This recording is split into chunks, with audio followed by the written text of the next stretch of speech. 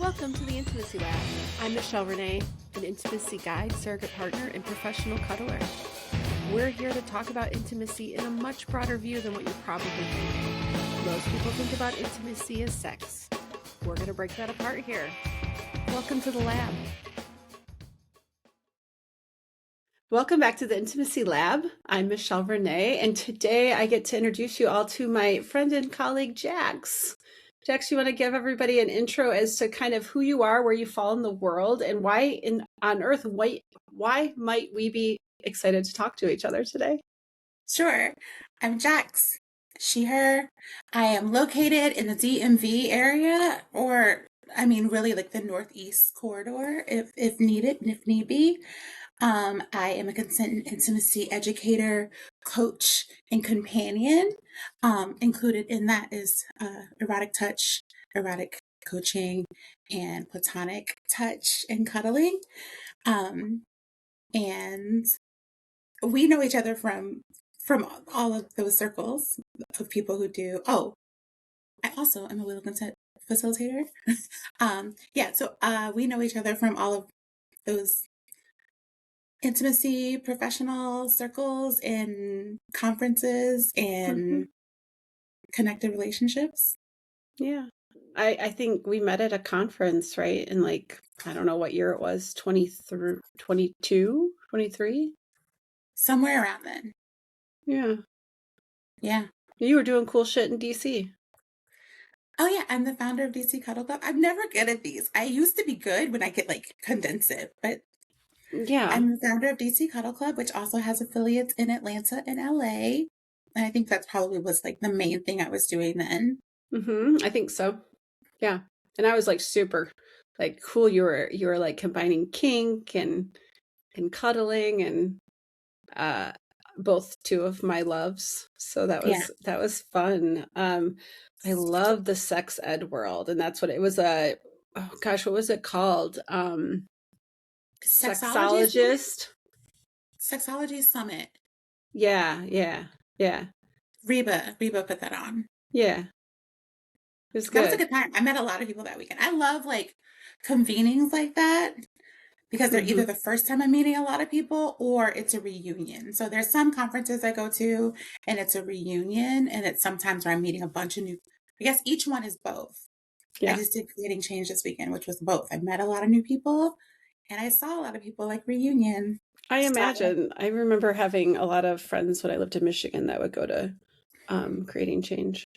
I just got back from the AVN Adult Entertainment Expo. I saw you walk on a red carpet.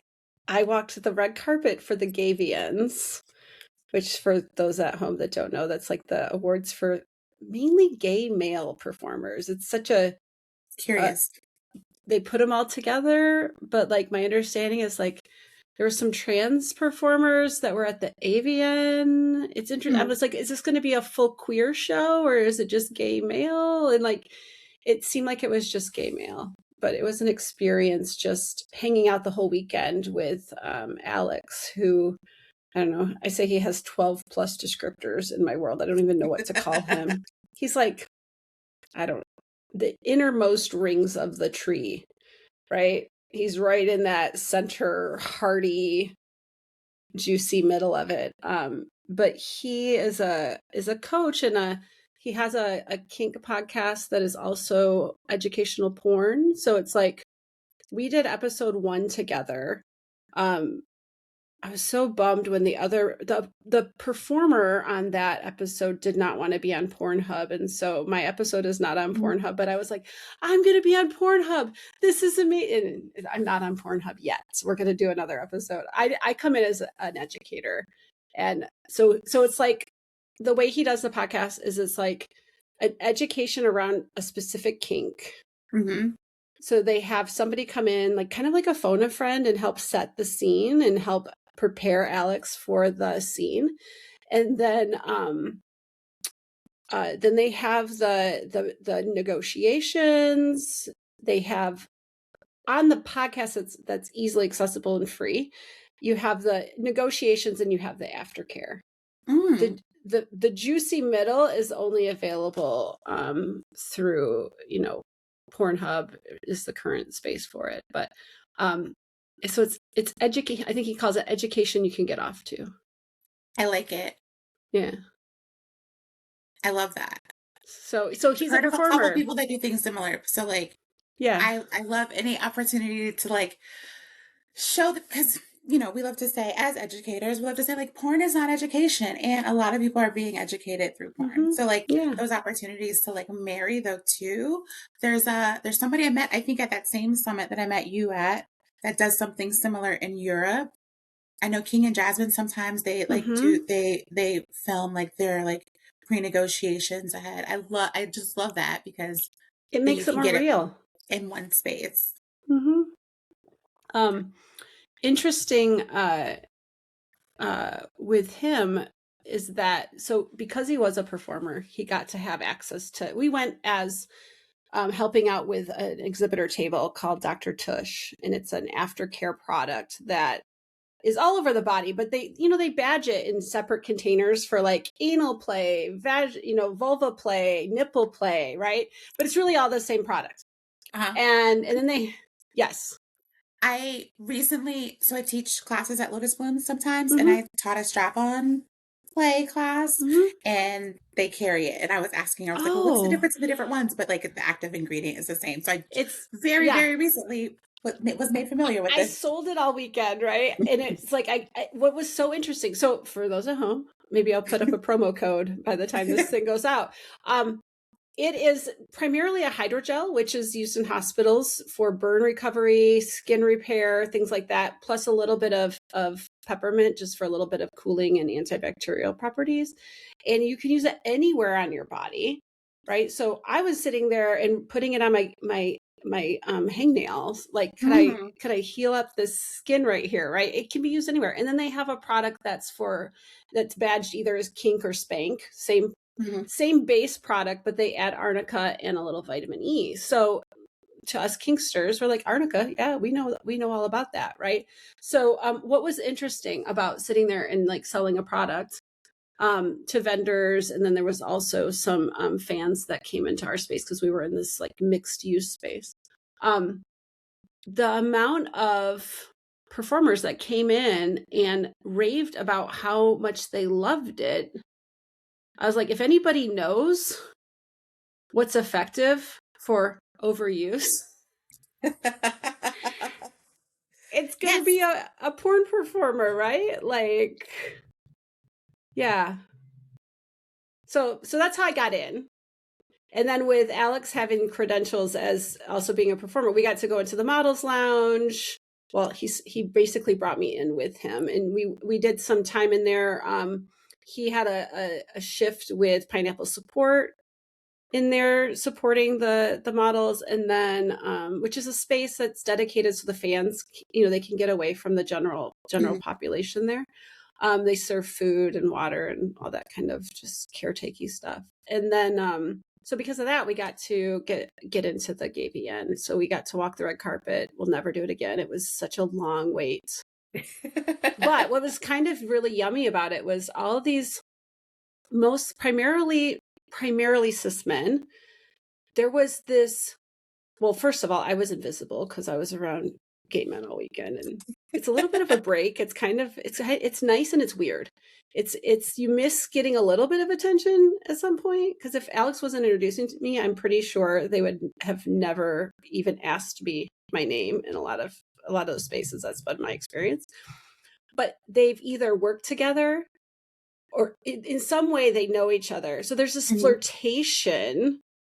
It's like thick soup in the air of like, we should collab, or hey, it's great to see you again. And I was like, collab.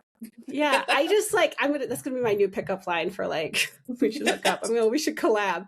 We should collab. We should collab. And it was juicy. It felt really good just to be in that energy, even though it wasn't, and kind of nice that it wasn't directed at me in some ways. But like, I will say, I finally found one straight man to give me some attention at some point in the weekend, because I was like, I didn't go looking for him. It just happened. But he was really lovely, and we chatted each other up for a little bit. But I did fall in love with a bi man who knew all the vulva anatomy. It's a great way to go. I'm like, leave it to the bi guys. Like, anyways, he's gonna come on and do an episode with me. He's a About the vulva performer. anatomy? Well, I'm sure it'll come up. That's how he caught me. Like, he started out as my favorite person of the day because we were just talking about I did a sex experiment with Alex because he wanted to know what it was like to have sex with a woman. And I was like, I volunteer. Part of that was teaching him about my anatomy. And when we were talking about that with this table of gay men, this Chad Rex was there and he just jumped in with all the anatomy. And I was like, be still my heart, sir. I feel like that is a service I could get behind. Like, oh, so you've never like Mm-hmm. you are sexually experienced and you want to like make sure or like you want to try this out one thing. I feel like that's a service I can get behind. Well, the funny thing is that actually Alex just posted a video about this yesterday, is like how gay men really critique straight men for not trying.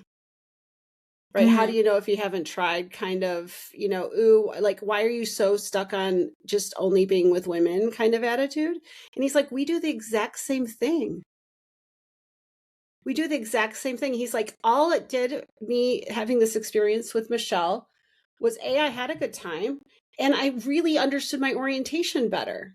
Like, he understands what the difference between having sex with someone that you're oriented towards versus having sex with someone that you're not, which for me as an asexual, it was so validating that he was able to mirror that experience with me. Mm-hmm. And it makes for extra complications. I'm used to somebody that I like sex. I like the idea of having sex.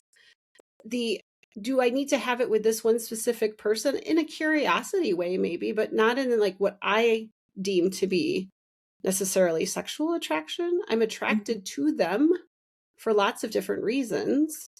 And in that I like you, one of the activities I might like to do with you might Mm-hmm. be sexy, right?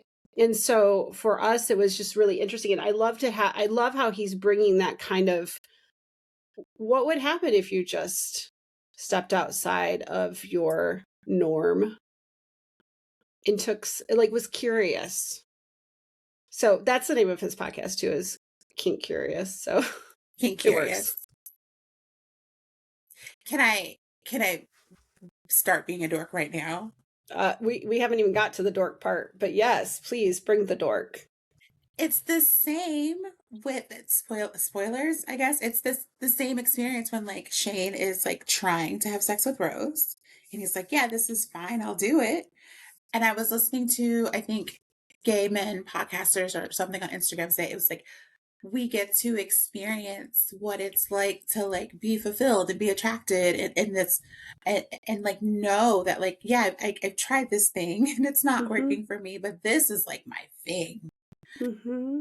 And how do you Yeah. know So that? yeah. So by the way, the reason that Jax is here is because we're gonna geek out over Heated Rivalry. So if you don't want any spoilers, ta-ta for now. Come back when you've watched the show. Watch it and then come back. Mm-hmm. Yeah, watch it and come back. Um, I know I liked it and I finished it just so we could have this conversation. I made sure that I got it finished. I was watching it with Alex. It was a committed relationship. I didn't want to cheat on him. We finished the show and now I'm finishing it with my husband because we were all three watching it together. He Mhm. was out of town. And so I'm finishing it with him. He still has one episode to go, but loves it. I I am not in possession of the willpower to have finished episode 5 and be able to pause there if I have access to episode 6. Like on a Yeah. first watch, I can't imagine that kind of willpower. Yeah. But he And this doesn't is get why. into that kind of stuff. Like I think he really started watching it only because me and Alex were watching it, and like the idea of not laying in bed with us was more of a FOMO situation. No.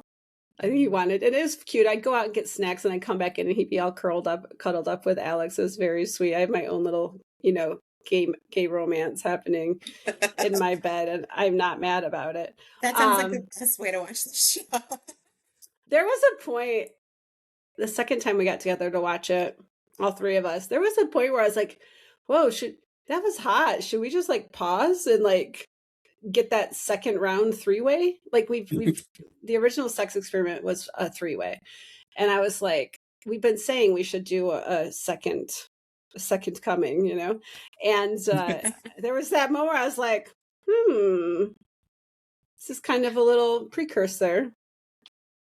And there's someone I was friends with at some point. They were like, I'll try anything 3 times. I really kind of believe in that. Yeah, I think that was there's an old actress that was kind of her, she was kind of known for saying something like that. I can't think of her name, but I used to say it a lot. I want it, the first time is the first time. You just don't know. Mhm. I did it with I didn't do 3 times. I did do 2 times. I went to, have you ever been to a float spa? I did. I can't remember if I actually floated though. I was there like you know me, I end up supporting in some way. So I was there for, it was like a floating sound bath at Oh.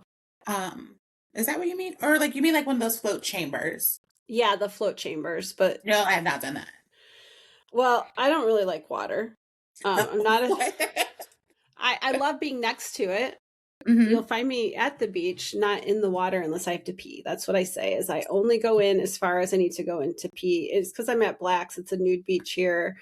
They have a lot of stingrays there, and the last thing I want is to get stung and still have to figure out how to get my way out of this very hard to get to beach. It's a Hmm. huge hike, and the thought of doing that with a stingray sting is like not on my bingo card. And so I literally, it's a nude beach, and I joke about this. I literally just stand in the water at my ankles. I don't fucking care, and I'll just pee. And like I know there's some dude probably jerking off to it on the beach, and I can't Good, care. good for them. If I was gonna hide that I was peeing, then I'd have to take a risk. And I just don't feel like that's where my risk taking is at these days. So, yeah. I like how, couldn't you just stand and pee anywhere then? No, I'm afraid that I do think that like the lifeguards could get me for some kind of indecency. It's such a weird differentiation because it's not like, okay, so I'm peeing, it's literally just running down my leg, Yeah. right? Are they going to prove it? I don't know. You know what it's a little more conspicuous. I'm having a medical emergency. I don't know. Well, I'd say, I mean, Sarah would do it at a public, regular beach. She would have like a sundress on. My friend Sarah, I love her to death, and she surprises me all the time. So we're sitting at the regular beach, and she goes, I have to pee. And she's like squatting, and I was like, okay, thinking she's going to get up and go to the bathroom. No, she literally just squats and pees. Her sundress is kind of covering the area, and I'm just like, who does this? A friend taught me, and this was we were all at a retreat or workshop or something together at her house in Costa Rica, and she was like, if you want to go to the grass and do a starfish pee, like, so at one point, I don't know if it was me or someone else, I was like, we can all starfish pee together. So we're standing there, I don't know why our arms are in the air, but our arms are in the air, legs are apart, we're just peeing in the wind. And it's lovely. It's lovely. I peed outside all the time as a kid. I grew up in the country. My body was trained that the minute I got off the bus, I needed to pee. And I had to get dropped off at the top of a hill because our house was on the side of a hill. We lived on a big farm. So we had a trail that went from the top of the hill and wandered down and around to our house. So we didn't have to walk on the road. And every time I got out of the line of sight of the road, I would stop and pee or I wouldn't make it home. So like peeing as a kid on a farm is just rites of passage. So it's a little something to get over the idea that people are watching you. Some people have some pee shyness. Mm. My husband can't stand me even peeing with the door open. Really? Yeah, he's like, could you shut the door? And I was like, do you shut the, I'm like, I go, do you always shut the door? He goes, yes. And I go, even when nobody's home? And he's like, yeah. And I'm like, you're weird. Really? I nearly never do. Unless I'm like in a public place and that's where you're I'd like you rather have not. to So, be. so fun story is I'm seeing a couple different guys who we all pee in front of each other. Like, and I said something, I always come home and rub it in Paul's face. I'm like, haha, so and so, he doesn't care if I pee with the door open. And I go, good thing we have an open relationship. He goes, it's an open door relationship. And I was like, there you go. I feel like my friendship with all of my friends is open door peeing. Yeah. I think about the friends whose homes I spend the most time at, and then when my friends are here, rarely is my door I closed mean, when are I you going to not for stop a peeing. conversation just to go pee? Right.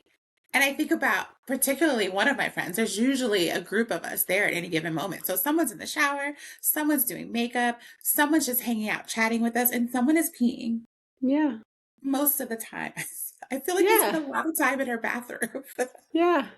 No, I think that's like I think typical I think that's more typical, but maybe it's just the people that I like to hang out with. I'm also probably more naked with my friends than a lot of people. So Same. Absolutely. that maybe that has a bearing on it. Yeah.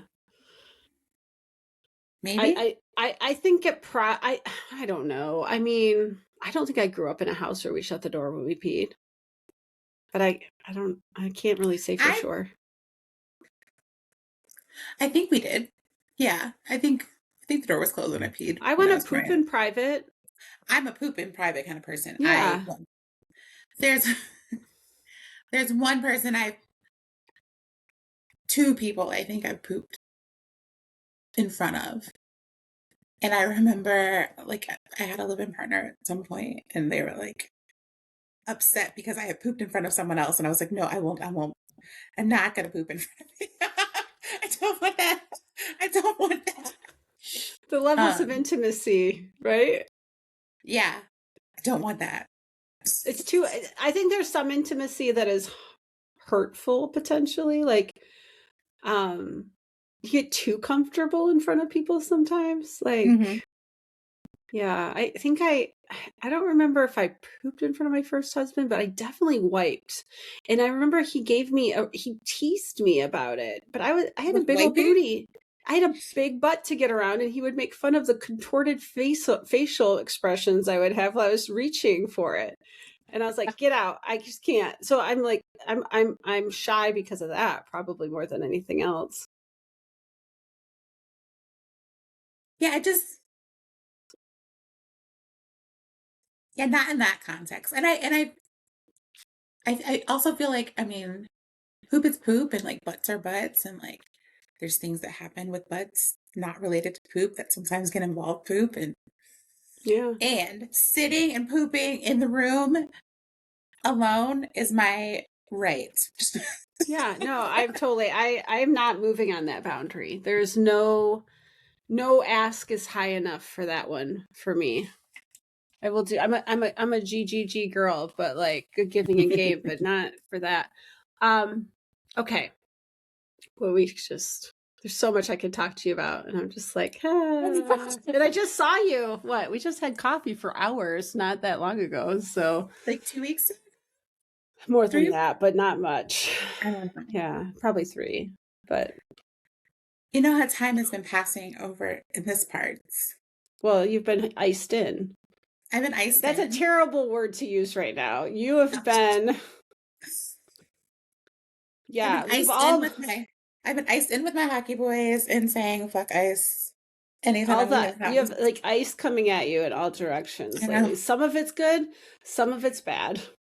Yeah, some of it's really, really bad and some of it's really, really lovely. Yes, thank God for the little bit of reclamation of ice in the hockey world.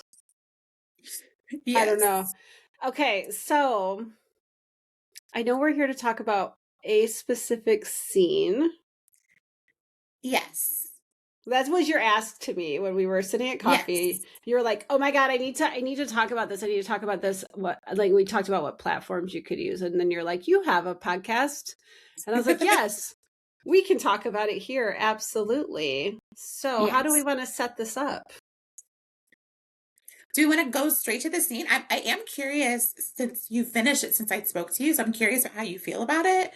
Um, I'm curious about consent in it overall and like relationally. And there's a one specific thing that I'm like, no one else. I mean, no one, I don't know who else would be saying this, but like it's the Russian listening turn that happens in Hmm. episode 5 that like I mean, I was watching for it because you had pointed it out, but oh, you hadn't seen it yet. That mm-mm, part. mm-mm. So I wasn't. I was only at episode. I finished episode 3 when I had seen you, so I had not seen it yet. I was just telling Keely about it because I was telling Keely that I was coming on to talk to you, and this was our primary purpose. And just even explaining it to her, I go, "Oh, I just got goosebumps," because it's so well. It just I would like to start there because I feel like we're going to confuse people if we bounce around too Yes, much. Let's let's start with let's explain what a listening turn is. absolutely. So, um, I'm a part of my work is wheel consent facilitation and a practice that I do with colleagues, like me and friends at this point will call each other and have listening turns. A practice that we teach in the Wheel Consent workshop or like a pro workshops is listening turns. And essentially what it is, well, the Wheel of Consent, and probably I'm assuming some of your listeners have heard this, but a Wheel of Consent is the framework created by Dr. Betty Martin. A framework created by Dr. Betty Martin, and it takes consent and it breaks it into 4 quadrants. And the most important thing that it's doing is often in interactions and relational interactions, a person is doing a thing to another person, and a person is having a thing done to them. And so that's one side of it, but it adds the additional context of saying who it's for. Mhm. Um, and we practice that in all kinds of ways and we put it together, and it's really something that you feel somatically through practice, yada, yada, yada. And one of the very early practices that we do are listening turns. And it's a way for folks to really feel into like when something is for me. And so a listening turn is one person, it's typically done in pairs.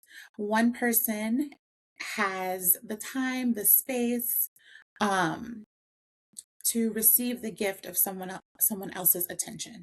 And so there's a person who is taking their listening turn, and they get to take however much time it is, like it typically is time bound by like 5 minutes or 3 minutes or 15 minutes depending on how what's needed or the container that it presents itself. And that person is not in conversation with the other person, but they are receiving the gift of someone else's attention. So that other person isn't there to respond or to solve a problem or to be entertained. That person is there to witness and to hold space, if you will. Um, and typically with the caveat that I'm not going to later come back and like poke and prod about these things, um, and not going to insert myself in any way where like to infringe upon my ability to take this time for me. And oftentimes when we are facilitating it, people are like, oh, I loved it. I love like learning about this person. Or like, oh, like they are feeling like I get to hear all of this stuff about someone that I maybe don't know or someone that I do know and I love. And it can often feel like, oh, this felt like it was for me. And so the way that we frame that to help you really know it's for you is the person who, when they're done speaking, they say thank you to the person who was giving the gift of their attention, and the person who was given their attention by silently being there will say you're welcome. And that's a tricky part. Like that's where the person's like, oh, yeah, like because we all want to say, oh no, thank you. But no, it's really like built into the practice that like you took this time for you. So you might be talking about a specific thing that's on your mind. You might be sitting quietly and you might sometimes, and this is an example that we give, a way if you have a hard time not performing or not like pulling in the other person, so you're trying to engage them a certain way, a great way to take your listening turn is to do it in another language. Hmm. And so So we have the perfect example, which I can only imagine. I'm gonna be at Like a Pro in Chicago with you in April, Mhm, and I'm just curious if we'll end up with a clip of this as part of the workshop, because it does help you understand it in a very um it's different when you can't understand what the person is saying, right? You are really just a vessel to let them talk to. mhm. And it was beautiful. It was beautiful. Um so let's set the scene. We're not gonna I don't think I can get a clip to insert in here. If I can, I will totally do it. But like, do you want me to like lay out the lead up to this as easily as possible? Yeah, I think we need to say like what is it? Have we said like have we actually said heated We have rivalry? not described, we have said Heated Rivalry. Okay. Heated Rivalry is a show on HBO Created by about, Crave. okay, I'm not familiar. So It's like if if people that's get upset, I've spent way too much time. It's not HBO did not create this show. It's a right. Canadian created No. show. Yep. HBO picked it up. That's all I Yes. say. Yes. But you will find it on HBO. Mhm. Um, it is a story about some gay hockey players. A few different stories are told, intertwined, or in purpose of getting to the end. I say this like it's interesting to bring it all together at the end. Um, but at this time of the story, there's no out hockey players. Surely there are plenty of gay hockey players because gay people have been around forever. They just haven't always been out of the shadows, Mhm. right? And so you get this story of over many, many years. You've watched it enough times that you've done the math. How many It years is it starts in over? 2008. It ends in 2017. No, doesn't it end even later than 2017? 2017. Okay, Where okay, where where this where the where we are in the story now ends in 2017. okay, okay. And it's just the story of primarily two people's um kind of very slow love affair, and intertwined with another story that helps the whole thing come together at the end. And I don't know what the books are like, and it's so interesting. I was back home in Michigan, seeing my kids at Christmas, and my daughter-in-law writes queer romance. Ooh. Yes, she has a pen name and everything. Her first book is out.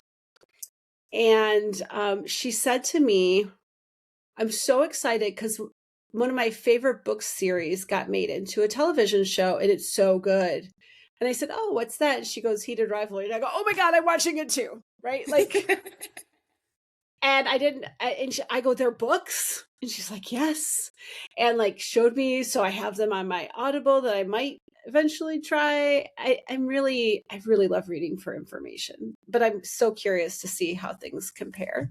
I'm sure They're you've quick read them. reads. They're quick listens. I've listened Okay. to 3 of them now. Okay. There's only three of them, right? I think there's only three. No, there's 6. So there are Oh, 6 total. But there are 2 Ilya and Shane books, and there's one okay. book about Kip and Scott. So I've Yeah. listened to the first 2 books, and then the last book because that's the second Shane and Ilya book. Okay. Well, I'll maybe, should I, like, if you're like, read it. Okay. All right. Because it's on audio, I will. I don't read with my eyeballs, so With the caveat that these are not their voices, and so and I don't want like I think this man is a lovely reader, except Yeah. there are differences, right? And so Kip I in the wonder if book it, has yeah. like a Brooklyn accent, which and Yeah. Ilya in the book has a Russian accent, but it's not that Russian accent. And then Yeah. there's a different reader for the last book, and that one sounds like Groot. Like I wonder if they'll ever redo them. so the fans are really pushing for them to record it. Now, if you this is what happens. And this is the last thing I'll say. If you want to hear our boys read something, Quinn, which is an Mhm. audio erotica app, they have an original series in 3 parts that the boys read. And it's called Ember and Ice. It's Oh. about two princes that are in love. Very, very similar Hmm. I thing. tried Quinn. I really didn't get into it. I'm always trying to figure out what is the thing that will turn me on, because that's half my battle is like I'm incredibly responsive desire. I have to find arousal. And it is so difficult. And I have recorded, like, audio recorded sex between me and my partner, and I have found that to be incredibly hot. And I thought maybe listening to stories and stuff would also do that for me, but I think I I also have aphantasia. I don't see pictures, so listening to a story doesn't create a storyboard for me. There's lots of sounds in this one. So it would be more similar to there's story and then there's action happening that has Okay. sounds. So it would be more of a mix of a Okay. story and like partner recorded play, I would think. Yeah. Okay. I mean, maybe I'll pop back on and check it out of curiosity, especially if I'm traveling and lonely and bored, which sometimes happens. Sometimes I'm not lonely. Who knows? Mhm. Um, okay. So where were we? So that this listening session. So the story gets to a point Yes. where um I'm so bad with names. Why don't you tell this part? Okay, so our main characters are Shane, who is a Canadian hockey player, very top of his game, and Ilya, who is a Russian player who plays for an American team, a US team. The team that And you're wearing right the now. team that I went, he plays for the Boston Raiders. Can't let Such that go. such a Can't let dork. that go. Um, And so they spend the first part of their situationship really squarely in a situationship where Mhm. there's definitely like a lot of sexual chemistry. These boys are closeted.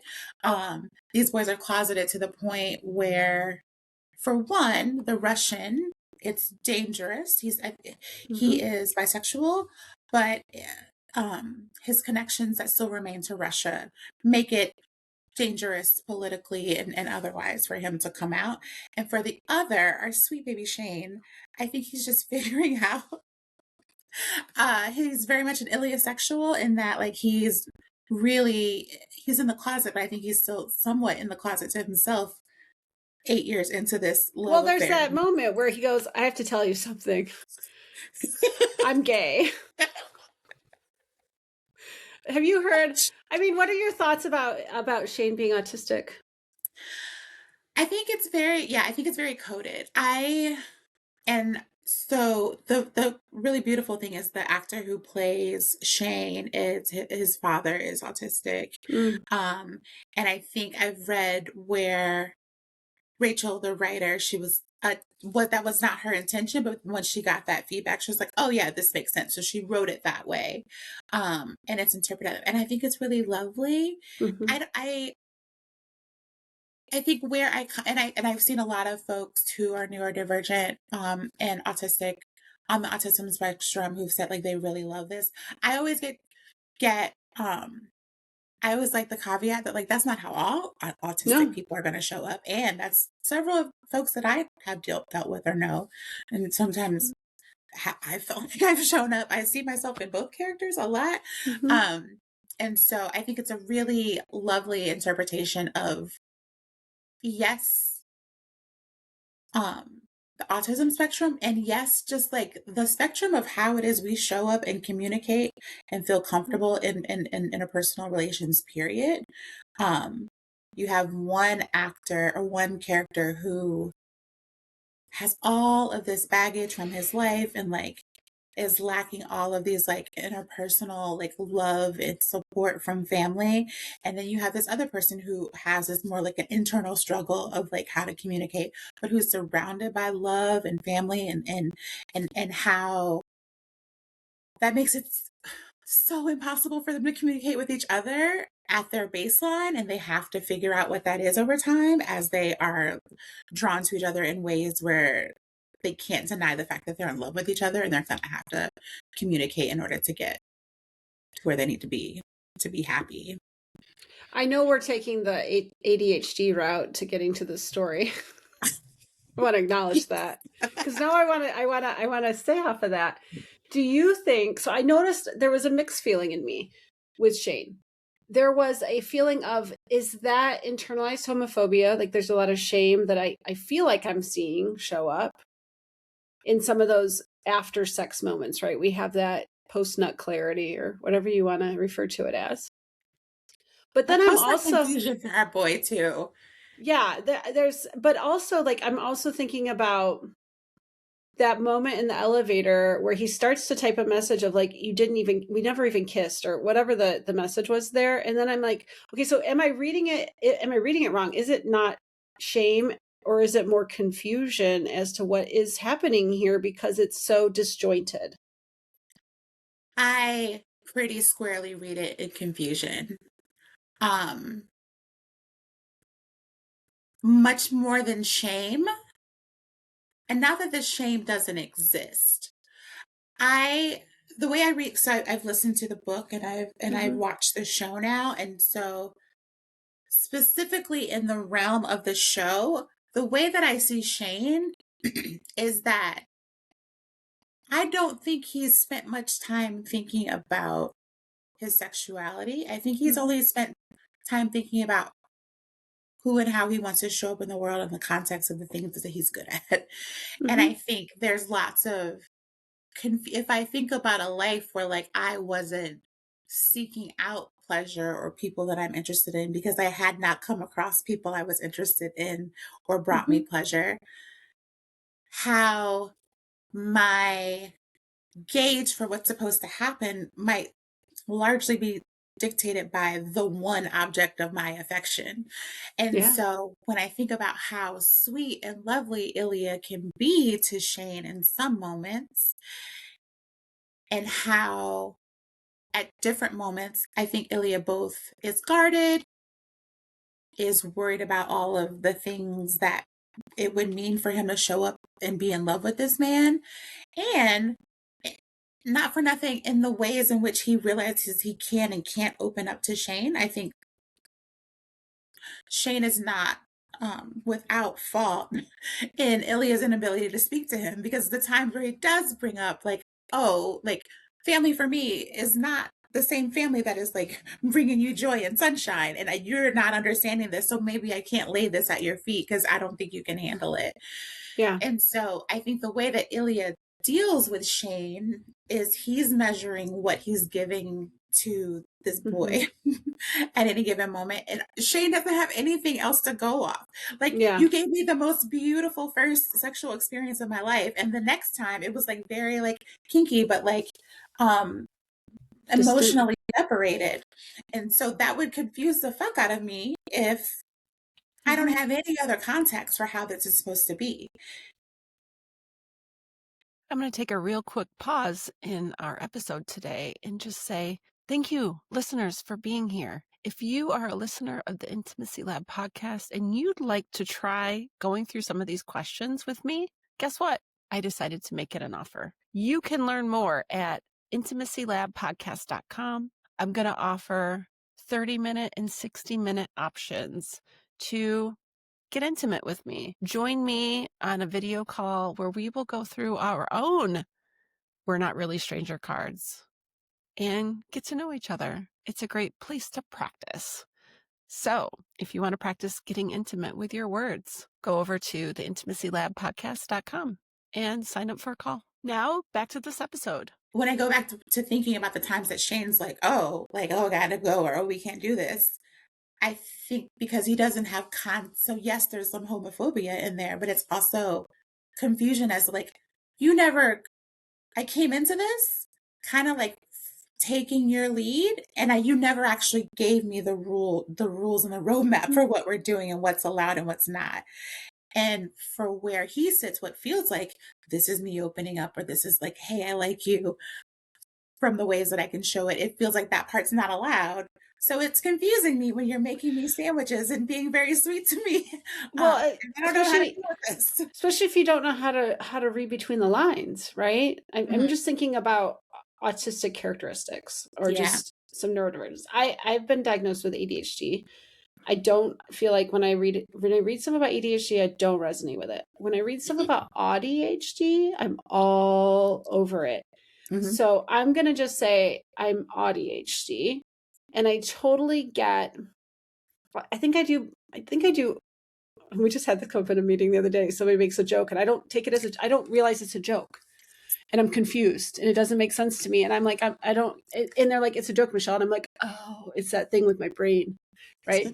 Like, and I had the pleasure of meeting a really adorable bi gentleman at the AVN thing. And one of the things, like, there came a point where I was like, Alex, I would not be mad if we ended up in a 3-way with him. Like, at all. Not mad. This would be like late birthday gift to Michelle. And he goes, well, he told me that he is really bad at reading between the lines and people should be really direct with him. Should I send him a text message? I said yes. And so he wrote the text. He ran it by me. It was something like, me and Michelle think it would be really fun to hook up with you. If you're interested, let us know. And he came back with like, that sounds really exciting and fun. And let me see what my schedule looks like. It didn't happen, but I feel like he's going to come to San Diego. So that does not make me upset. But I love that self-awareness of like, you need to know that I don't do well with nuance, right? And I just think about the ribbing that Ilian would do, which I get it. I grew up in that house. I thought for the longest time, if you weren't picking on me, you didn't like me, right? And if that was a similar situation, calling him boring all the time and things like that, like, but also calling him pretty, and Shane being like, no, not like. You understand. Right. Yeah. It's fun to watch the floundering a bit. Yeah. Yeah. I'm glad it took a change. Until we get to a point, yeah. Until we now get to we're a back point. to Yeah. kind of, I think it all kind of culminates in this listening turn. Yeah. So after Shane's like taken control of the situation, learned that he's gay after 9 years of being obsessed with the same man, and really being like nudged by a girlfriend who's like, "Hey, have you?" I don't think he spent time thinking about it until that moment when she's like, "Hey, there are gay people in the world. Have you noticed?" And maybe you're one of them. I tend to date them, is basically what she says, right? And I think I don't, the sweet baby, I think there is a world where it had not crossed his mind. He was just trying to put this one man who is forbidden for several reasons, like not only because he's gay, but like because like it would not make sense for the way they show up in their workplace. So he has both confessed to being gay. He has also made himself a safe space for Ilya to actually open up about his feelings and cry what's going on at home. And so after that happens, and it's very important too that Ilya is not a native English speaker. And so, which could be contributing to some of the communication stuff on the front end. And Shane has the most so Ilya's father has passed away. He is in Russia, moving through a lot of emotions. Also has been nudged by his female friend, to say like, hey, I think you're in love with this other man, and it doesn't mean that we can't be friends and we don't love each other, but like Mhm. you have your person.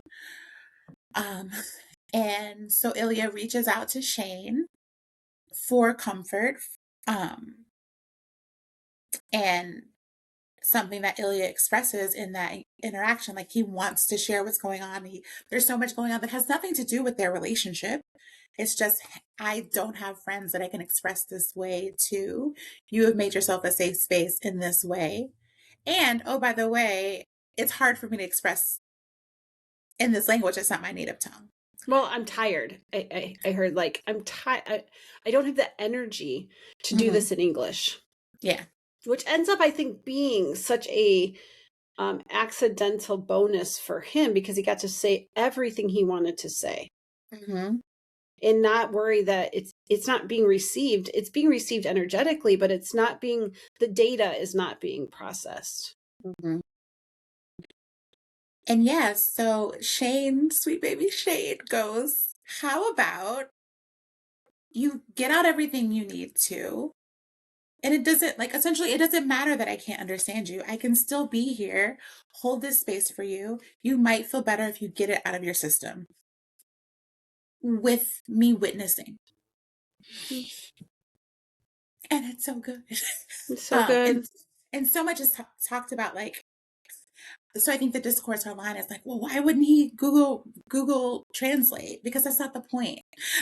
Why, these are things that he said that he wouldn't say to Shane otherwise. It's not the point. Like the point is he created the safe space for him to say these things. It would have violated his privacy to do that. That's like if I knew that there's been times my husband has had a telehealth therapy session here in the house. And I have to actively work not to hear it. Mm-hmm. But that's his space. Mm-hmm. I will go out of my way to actively avoid hearing it. Put on the headphones, go out for a walk, do something to not violate that. And if I was running a Google Translator during this, that it's not consensual. Mm-hmm.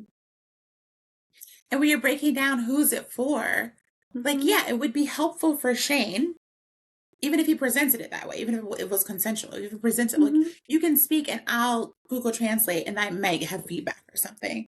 And that's not the gift that he offered. And it's not, and it becomes very clear that the gift, it's so clear in this scene who the gift is for and who is given the gift. Shane is giving the gift of his presence, the gift of the idea in this instance. And Ilya gets to just express. He gets to express things that he's likely never expressed to anyone. I don't think he was accessing that level of like truth before. He's sharing some things that have nothing to do with Shane and have everything to do with like what he really just needs to get out. He needs to like, allow to be voiced. And through that, he also realizes some really beautiful things about Shane that's still not for Shane in that moment yet, because he still gets to decide, when do I want to tell this man I love him? How do I want to tell him I love him? Is that appropriate? How is it safe for me to say that in English? It's safe for me to say it in this way. And he could hear it from himself in that space. And I think that's like, I love that because it wasn't a different language, it quote unquote proves the power of this skill, this practice, whatever you want to call it. But the other thing I think about is something I bring up often. And I have to remind myself this. I remember being on a airplane listening to a podcast years and years ago, and this woman was on there talking about co-regulation. I think her theme was like, there isn't really self-regulation. It's all co-regulation. Whether you're with someone or not with someone, you're accessing a memory no matter what. So you're co-regulating with the memory of this event or person or what have you. But the thing I really loved about it was she said, people don't need someone to tell them the answers. They have the answers. They need a safe space to be able to talk it out. And that's what we saw in that space too. Yeah. And I think one of the flaws I see that like frustrates me in Shane's communication style throughout the whole show is that like, so my boyfriend is in distress, this man is in distress. Is it this? Is it this? Like a thing that's recurring, and the reason I think Ilya doesn't open up sooner is Ilya would be like, I'm going home in 3 days. And he goes, it must be nice. Which, if you waited and gave him space, you would know that it's not going to be nice. When they were talking about going to Russia, um, he goes, your family's probably excited, like that, like leading. Your family's probably excited about it's going to be in Russia without having any context. Like that's your context.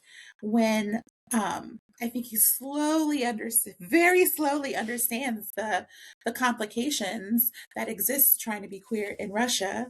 But I think even earlier in that conversation, and I know I was telling someone, like, I know at some point Yuna, his mom, was like, we're going to get you in like empathy classes. This is how you like have the conversation going forward. Because he goes, is it very distressing? He's talking about his dad. It's like, Yeah. well, which I recognize in like ways I've seen communications being taught before, like empathetic communications. It's like, oh, you can offer what you think they're thinking, which is very opposite to the way that I operate these days, because I don't want to plant things. I really want to hear. And I think this is the first time that Ilya, like, in conversation with Shane, and I think from there on, I think they have a better relationship to it. And I don't know if it's because of this thing or exactly, like, it's just them lining up a little bit better. It's the first time that Shane isn't like connecting something that's going on with Ilya with Shane's understanding of the world, because they're two completely different understandings of the world. I think their energy just changed. Like, Yeah. You know how that happens? You hit this, maybe you can't put your finger on it, but there's something that connects you differently. Mm-hmm. And I think it's vulnerability. I think it's that, the opening up, the be willing to cry, and then the being willing to do that, just talking it, even though I can't understand you, that you trust me to hold this.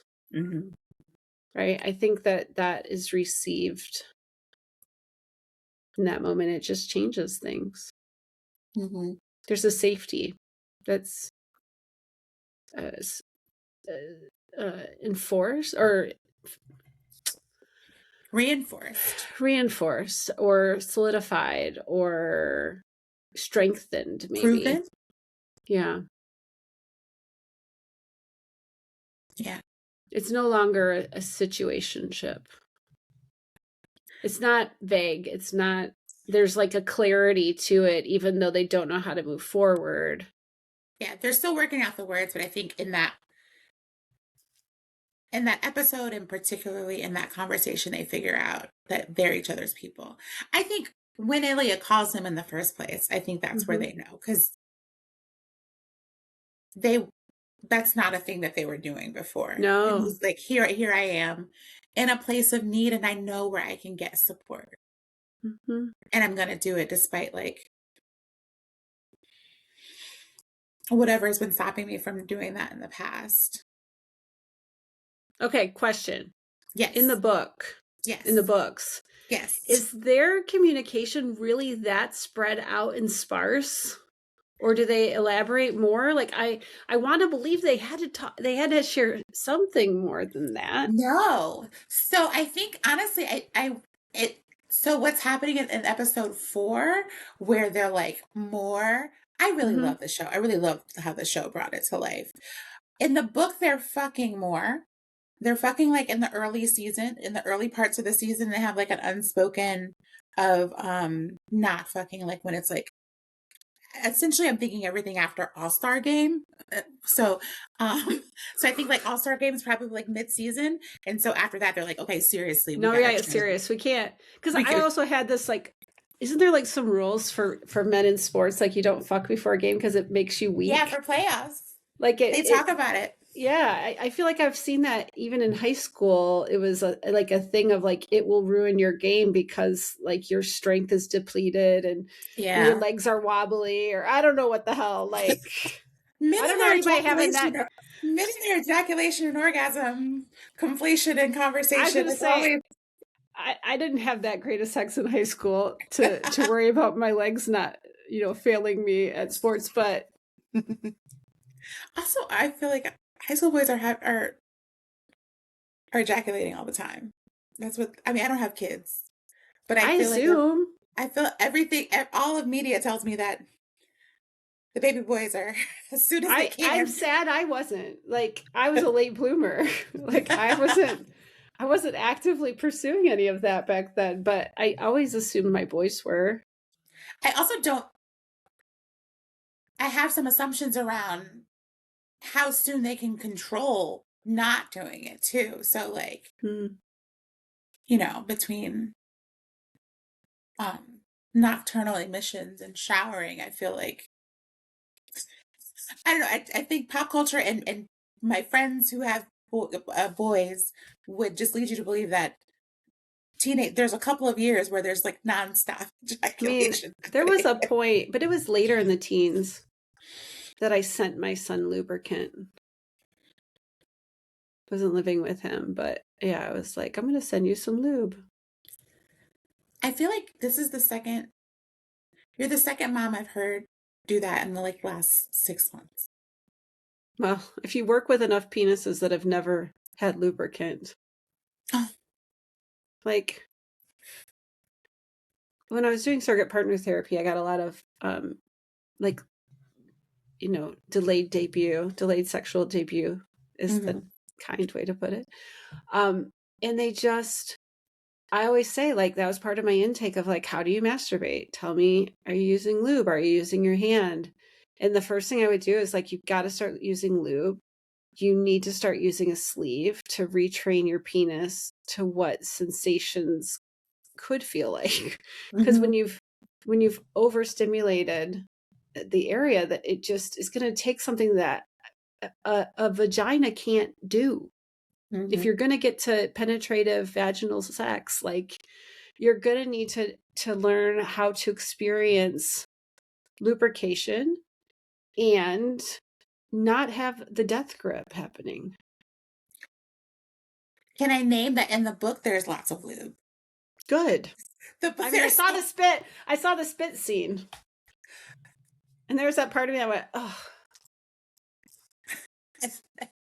I love that scene.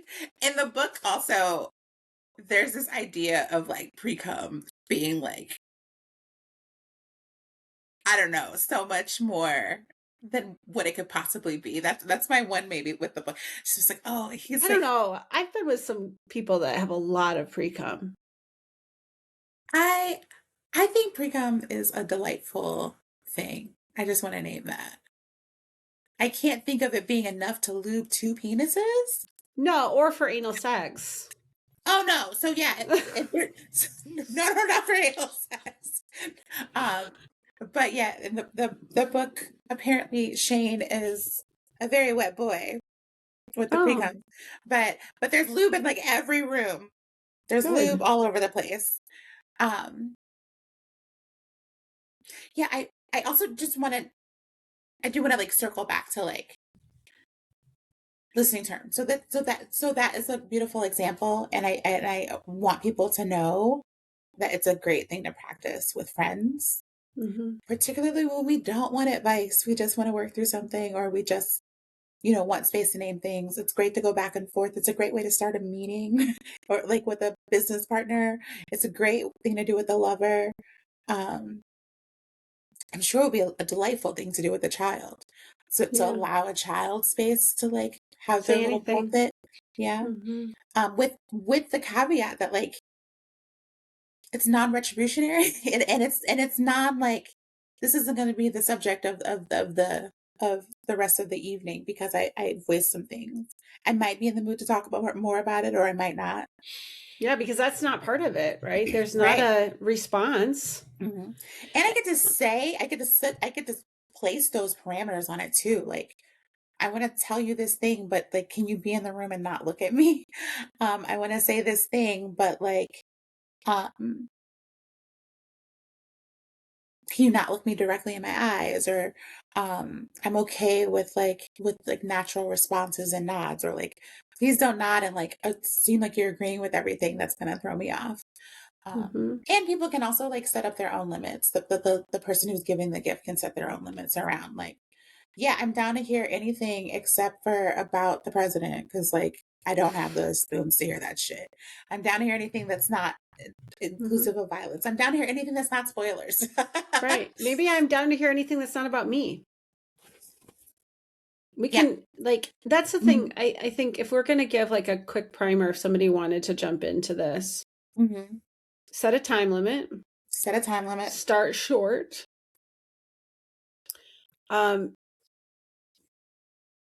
I'm going to guess it would be best if both people got to have a turn and it wasn't just one directional. Yeah, typically yes. And if you don't have anything to say in your turn, you don't have to say anything.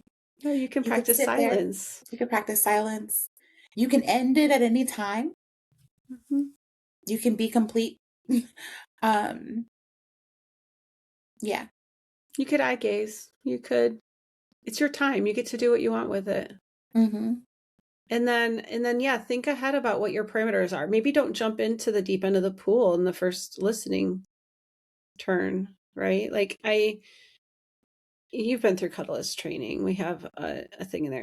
And I want to say, I forget that we don't set quite as strong of like a container for it, like what the rules are as we do at like a pro, at least from what I remember. Like you're supposed to be kind of stoic, like not participating in any kind of like nodding or mm-hms Well, or I think it's based on who you're speaking to. okay. And I am a proponent of naming up front all of the things that you can name as your limit, as that's the person who's doing the listening, and as the person um who is requesting the gift. I want the gift to be, if I am giving a gift and I want it to be to your specifications. And I want to know if I can give that gift to your specifications or not. Um, Another one is that you could use that time to journal while being witnessed.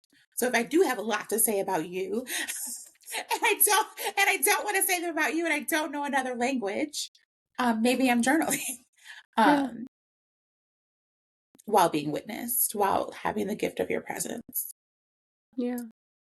I think it's also, I look at it as a diagnostic tool too, in that, gosh, how does it feel to not engage with a response? Like I will do this with a client and I'll say, I want you to know before we start this, I'm going to work really hard not to respond to you because I want to see how much you're looking for my response. I want you to notice how much you're looking for my response and just notice it. Right. So there's like so many different ways to play with it in setting those parameters. And how does it feel different to know somebody? If I was sitting with you, I remember doing this around the touch in the touch exercises in like a pro or wheel consent. How does it feel different when I am paying attention to your touch versus just looking around the room? What do we want when we're engaging in touch with another person? If you notice that it feels better when somebody is paying attention to you, then ask for that. So same thing with this. Because how much are we doing things even that are for us that we want that indirect pleasure from, that we are still performing? I still want you to think I'm funny. I'm hoping you laugh. I love telling stories, you know? I don't do it because it's fun to tell them. It's fun to hear somebody be amused by my story. Yeah, it's just a beautiful practice. I would love to hear So your overall take on the show now that you finished, because I was like early psychosis when I sat down with you. That's what I'm, that's probably not the best word. Delusion. Early, like cottage delusion when I sat down with you. I was like, this is all I can think I'm going to talk about. That's how you were when are you talking about I today or know. when I saw you in Baltimore? Because you were like that too then. Yeah. So I'm curious. So now that you've finished, like what Yeah. are your overall? I love seeing more gay representation. I loved seeing an arc of like emotional growth. Like this is why I love Ted Lasso, right? I love this watching, you know, specifically like cis men grow. I love that. So, it just I had a lot of sadness in the middle of it. I had sadness for Shane, especially that, like I said, that moment in the elevator, he's like, he started to text like, you didn't even kiss me. Like I've been in those spaces before where it was devoid. Like I always say, you can have intimacy without sex and you can have sex without intimacy. Mm-hmm. Yeah. Yeah.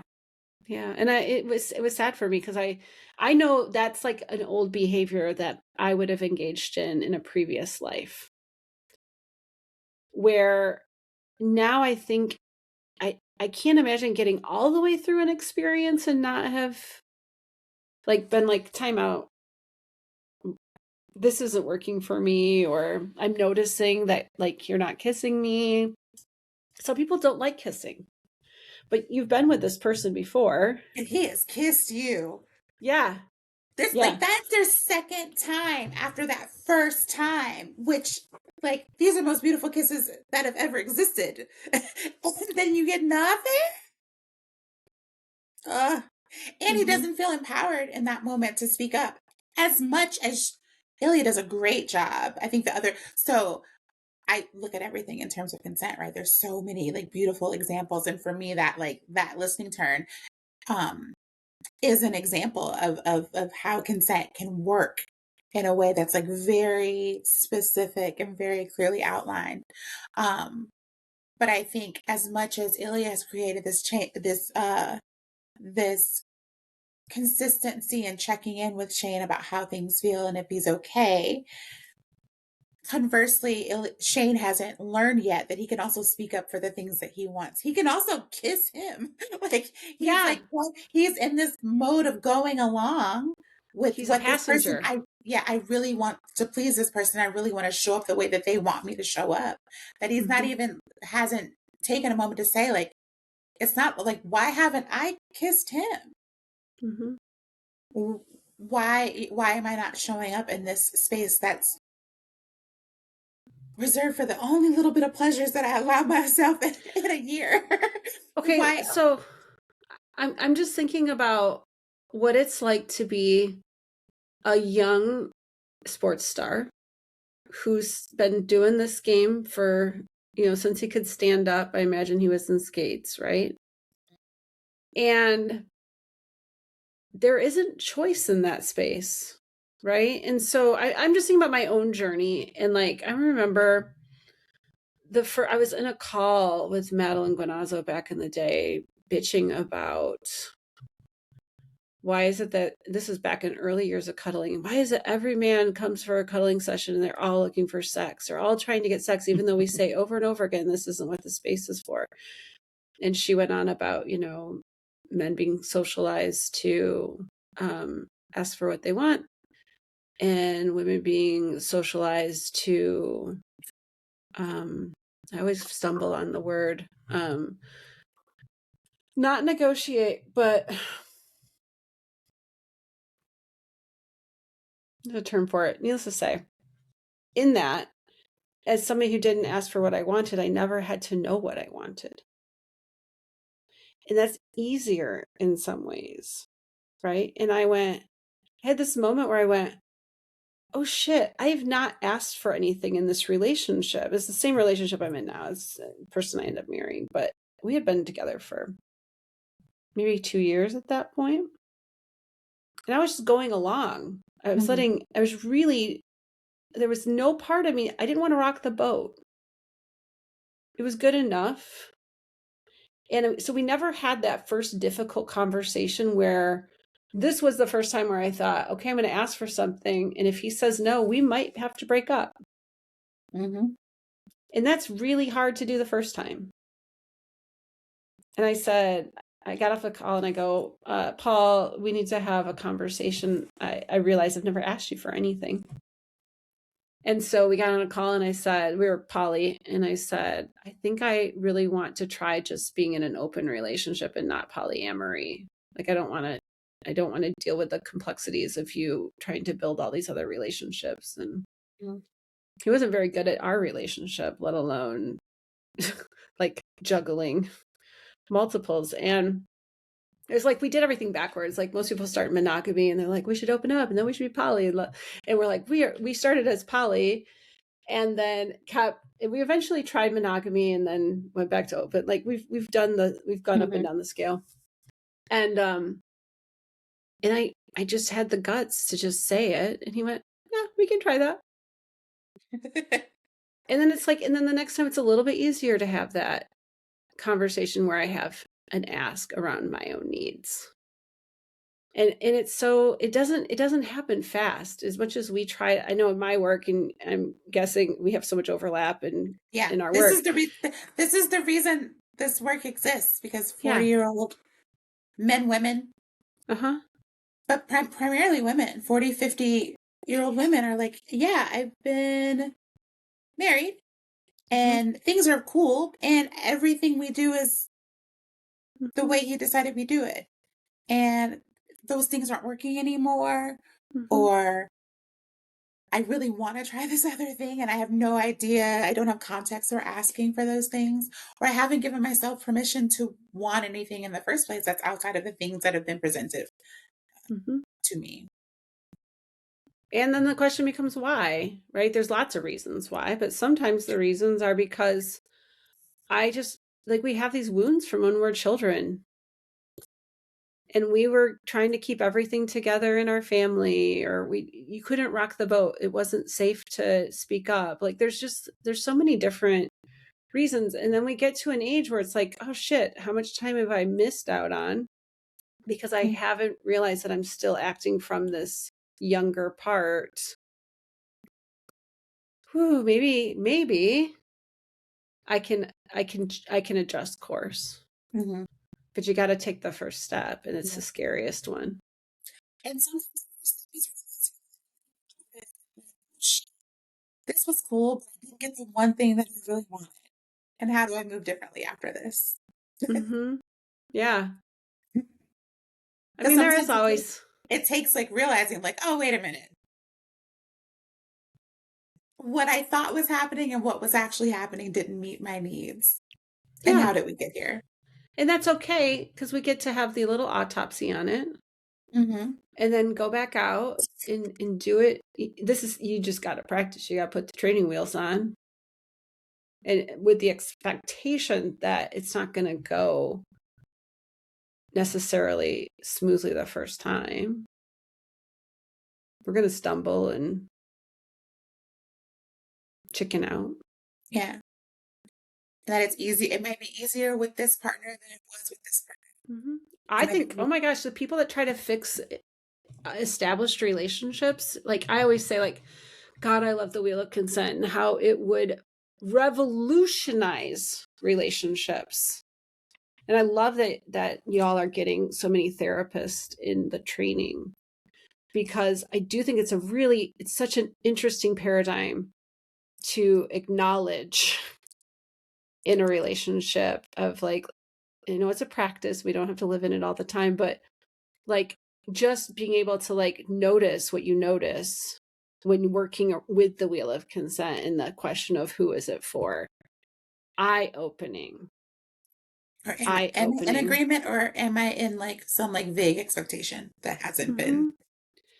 But to do that work inside an established system, yeah, it might real hard. It might blow it up. And that's a hard sell, right? Like, I'm like, I believe in this work so deeply, Mm-hmm. so deeply. Your life will be different. It may not include the people that are in it right now, and it may. And it would be better if everybody is on board. Mm-hmm. But it won't be the same. Won't be the same. Yeah. This is why I don't know how you feel about working with people that are partnered and their partner doesn't know that they're working with you. I have a big conversation around, like, I'm not opposed to it. I don't have any, horses in this race or whatever the phrase is, but you're not going to spend time with me and not change. Mm-hmm. How are you going to explain that to your partner? Like, you read a book. If you're a reader, you can just say it was a great podcast. I don't care what you're going to do, but I want you to understand in informed consent, this doesn't not affect you. Because you're gonna be a different person on the other side of it. Mm-hmm. Just asking the question. I remember I have a client, just the first session was, hey, I can't trust your yes until I've heard your no. Blew his world up because he took it to heart. Yeah. We send people like cracked open into the world, like, Mm-hmm.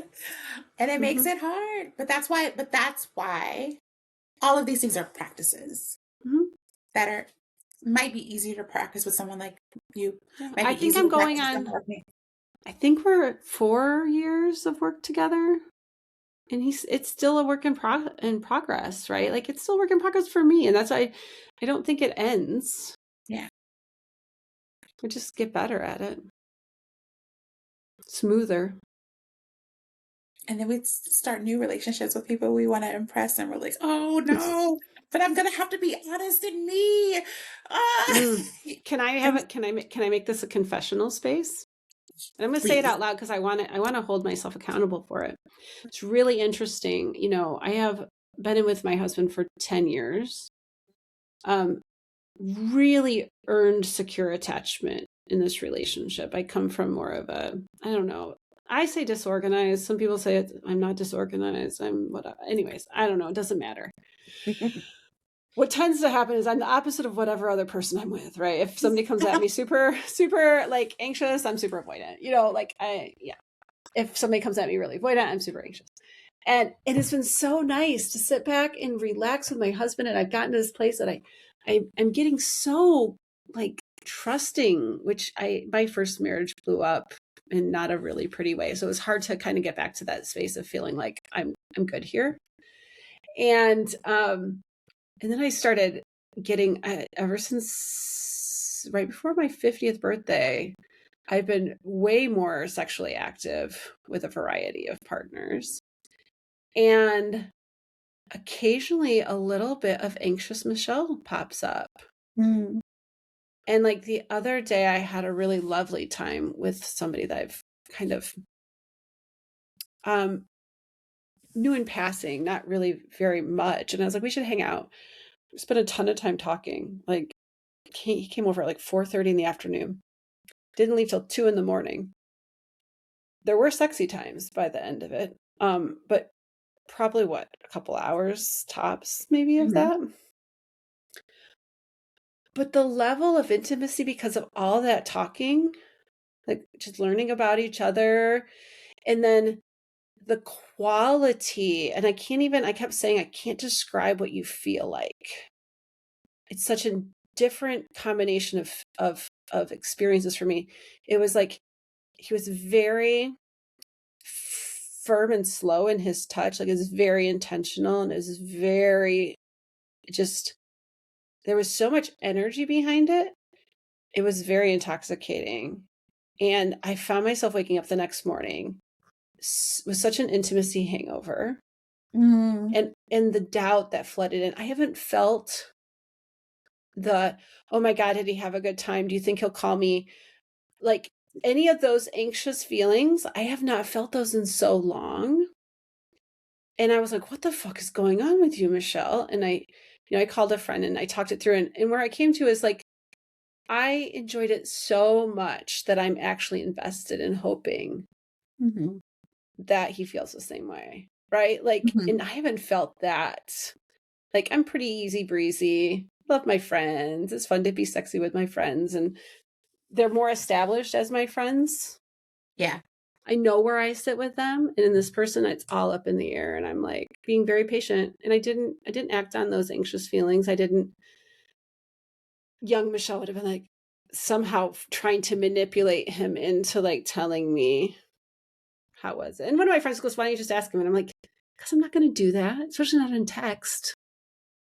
But you could. I could, but I can also. I'm patient. I can We just let can it be play Scots. out. We can be Scots if we want to. And Yes, we could be. I personally saw red flags all over Scott. There was a part where I, in the very early part of Scott Hunter, where I was like, "Oh, this is swoony. Like, I am so enjoying this." And then it turned into, "Oh shit, is this love bombing?" Like, there was this. Is he going to turn into the serial killer that he keeps mentioning? Like, I wasn't sure where they're going to go with the story on that I saw one. somebody say that like Scott's the only honest love bomber to ever exist. Except that he was manipulative. He showed up in a very different way than he actually had the capacity to show up for that man. Absolutely, But he was a I also, dreamer. yeah, all of that resonates really, really hard with me. Yeah. Really, really, because I think, yeah, I'm in love with my friends. I'm in love with my friends, and then there's a couple people that come along twice in the last year that I've been like, oh, please like me, Mm-hmm. and one didn't. Yeah. But it's like I've made this shift in so many places of my life where I'm like, it's not about trying to be picked. It's about who do I want to pick. Yeah. Right. And in this case, it did a little flip on me. And I'm like, Michelle, I only want to be met where I'm met equally. Let's see how he shows up. Mm-hmm. Right. I'm not going to not have our usual interactions, but like, I'm not, ultimately, I'm okay either way. Yes, it was lovely. I'm past the initial high of it, right? We have to have a couple days to get the oxytocin out of our system. For me, a good 4 days is helpful. I have a date with someone on Saturday. I will be high as a kite for 4 days. I will float into my house and my husband will go, "Have a good time." And I'll be like, "Yes, it was great." Right? I know myself. 4 days, I will detox and I'll go back to normal. I think if you need some serotonin in between, some dopamine, I could rewatch Heated Rivalry. No, you know what helps is having a new crush, because in between that, I met good old Chad out in Vegas, and it helped shift my gaze moved. It was good. Yeah, that can help Mm-hmm. for sure. It's just fun to have a life where I get to crush on people. Yeah, I think the funny thing about crushes, I think, is when you haven't had one in a while or you don't have one in the moment. Maybe I'm dramatic. I'm like, I'm never gonna like anyone ever again. Because it's pretty few and far between. Me And the too, fact that usually. I had like 2 back to back Yeah. recently, or fairly like close, and like within a couple months, I was like, oh, maybe I do like people. Because sometimes I'm like, I don't know that I like people. Oh. No, I Or mean, that's the outside of like the people I just feel very connected and like already like love pretty deeply. I'm still not interested in going out and searching for that. Yeah. Like, you're not going to find me on a dating app. Like, they never worked well for me anyways. I need to like I'm in love with the feeling I have when I'm around you. You know what I mean? Like, I can't tell that from a dating app. And so it's nice right now that it feels like it's coming in like rapid fire, but for years I was like, I'm good. I don't need it. I'm practically monogamous. And now I'm like, look at you, Michelle. January was a good month. I think it's waves too. Mm-hmm. I think it's waves. I feel like fall, winter was great. And now it's like winter, and Well, you're in a very, place where nobody wants to leave their house. yeah. But I'm also very chill staying in the house because I had such a lovely end of the year that like I'm cool. I'm cool over here because then it'll be spring and then I'll be running around and like who knows what'll happen. It's abundance, right? Yeah. It's like, I don't know. We run in like these circles. I'm going to make an assumption that you're in a very similar circle to me, just because of the kind of people that we are in the work that we do.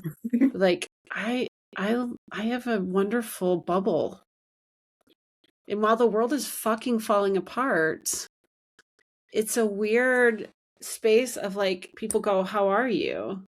I'm like, "I'm great," and the world is fucked. Like, it's always very confusing.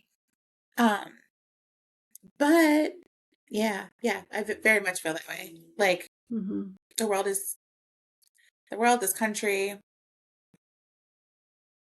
is crushing. And I even going back to this, a part of the reason I almost didn't watch this because I was like, oh, the straight girls are like going nuts over this show, like boys kissing. I'm like, I can see boys kissing all the time. I see my friends kissing all the time. My friends are very hot and very I was like, yeah, this is gonna be like something for the people who don't have a lot of spice in their life. But maybe it's not fantasy for us. Right. We're like, it's a story, but it's like there's a difference between hearing a story, reading a story, listening to a story, watching a story, and thinking of it as something that's so unattainable that it's completely a fantasy. I don't know. That cottage is kind of a fantasy. Both of those houses. Oh, I love the architecture. Those houses are a fantasy. Yeah. But we have, I mean, I speak for you. I think we have great sex lives. We're not living vicariously through other people. Yeah, I think that's what I'm trying to say is like, yes, I feel very blessed. And back to the whole situation in the world. I have a big thing about like, you've got to keep your micro worlds good so that you can handle the macro world.